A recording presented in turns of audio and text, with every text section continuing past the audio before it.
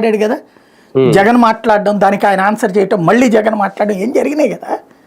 మరి ఇక్కడ ఈ వీళ్ళకేమైంది సమస్య? అట్లాగా మేము ఇచ్చాం అవకాశం అంటే అది మీరేమి ఉదారంగా ఇవ్వలా, దానం చేయలా, రూలు కాబట్టి ఇచ్చావు నువ్వు ప్రతిపక్ష హోదా. 23 వచ్చినాయి కాబట్టి అదే 18 కన్నా తక్కువ వస్తే ఇస్తారా?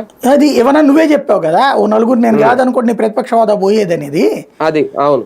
అట్లాగే ఇక్కడ జగన్కి ఇంకోటి ఇక్కడ 2 హోదాలు ఉన్నాయి.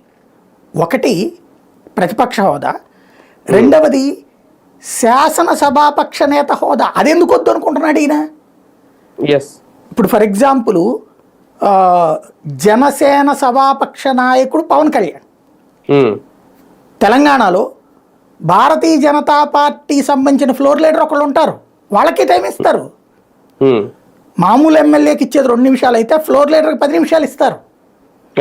ఈయనేమి జగనేమి గంటల కొద్ది ఉపన్యాసం చెప్పలేడు కదా, కావాల్సింది ఓ 15 గంట 20 నిమిషాలు ఇస్తారు. ఇప్పుడు కూడా తన పార్టీ పక్ష నాయకుడుగా వైఎస్ఆర్ కాంగ్రెస్ పార్టీ సభాపక్ష నాయకుడు అతనే కదా 11 మందికి. దాన్ని బాయ్కాట్ చేయడం ఏంటి? ఇప్పుడు ఏదన్నా ఇప్పుడు చంద్రబాబు గారు ఓ తెలివైన పని ఏం చేశాడు, కొన్నాళ్ళు పోయిన తర్వాత నా భార్యని ఎట్లా అన్నారు, అవమానించారు కాబట్టి నేను మానేస్తానని అన్నాడు, బాయ్కాట్ చేస్తానని చెప్పాడు. అదే నువ్వు చెయ్యి, ఏదన్నా నిన్ను ఎట్లాగా వెటకారం చేస్తారు, ఓ ఏడాది అనుభవించి ఆ తర్వాత బాయ్కాట్